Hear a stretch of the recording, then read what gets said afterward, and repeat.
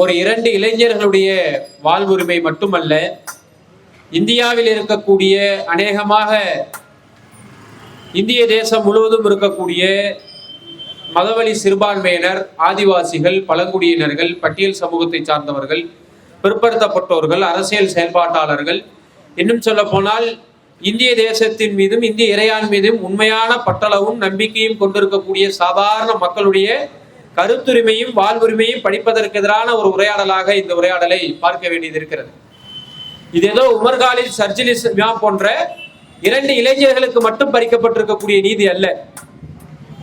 இதன் மூலம் RSS பாஜகவினுடைய நரேந்திர மோடி தலைமையிலான இந்த நவோ பாசிச குணங்களை கொண்டிருக்கக்கூடிய இந்த அரசு இந்திய சமூகத்திற்கு சொல்லக்கூடிய செய்தி என்னவென்றால், நீங்கள் இந்த தேசத்தில் எவ்வளவு கடுமையான குற்றத்தை செய்தாலும் குற்றத்தின் அளவை அளவிடக்கூடிய அளவீட்டாளர்கள் நாங்கள் தான்.